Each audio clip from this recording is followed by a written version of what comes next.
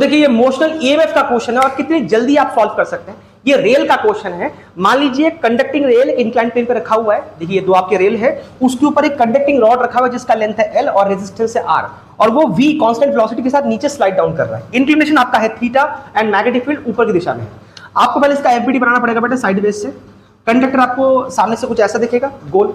अब यहाँ पे आपका थीटा है, आप पहले कुछ यहाँ पे लाइन खींच लीजिए। अगर यहाँ पे थीटा है तो बाई ज्योमेट्री यहाँ पे भी थीटा आएगा, यहाँ पे थीटा है तो यहाँ पे भी थीटा आएगा, यहाँ पे भी थीटा आएगा, यहाँ पे भी थीटा आएगा। ठीक है, अब ये कंडक्टर है जो एक मैग्नेटिक फील्ड में मूव कर रहा है, सो ऑब्वियस सी बात है इसमें एक इमोशनल ईएमएफ जनरेट होगा जिसको कहा जाता है बीएलबी। मगर ये बीएलबी म्यूचुअली परपेंडिकुलर होता है। अगर आप इस बी को रिजॉल्व करके यहाँ पे कॉम्पोनेंट निकालते हो बी कॉस थीटा, अब चेक करके देखो ये कॉम्पोनेंट और ये जो आपका वी है और एल जो पेज के अंदर ये now they are mutually perpendicular, तो मुझे इस बी की जगह पे बी का कॉम्पोनेंट लेना पड़ेगा बी कॉस थीटा जो कि म्यूचुअली परपेंडिकुलर है।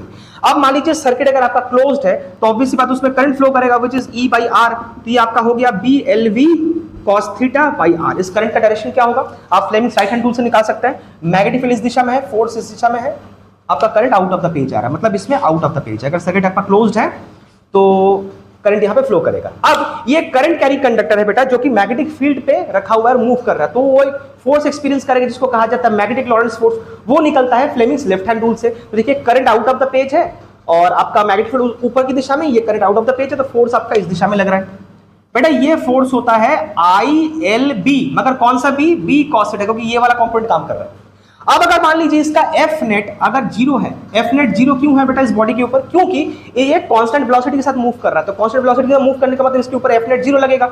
मतलब इधर के साइड कोई अगर फोर्स लग रहा है तो नीचे की दिशा में भी कोई फोर्स लग रहा होगा इक्वल अमाउंट में। अब वो कैसे फाइंड आउट करें, मान लीजिए इसका वेट है mg, तो इधर के साइड आपका mg cos थीटा, इस दिशा में mg sin थीटा, मतलब आपका एफ नेट तब जीरो होगा जब आपका ये जो ILB है, ILB cos थीटा, वो mg sin थीटा के इक्वल होएगा। अब I की वैल्यू क्या है यहां से आप डाल दीजिए, BLV cos theta by R। बाजू में यहाँ पे LB cos थीटा दोबारा से लिखा हुआ है तो आप इसको L square B square cos square कर सकते हैं।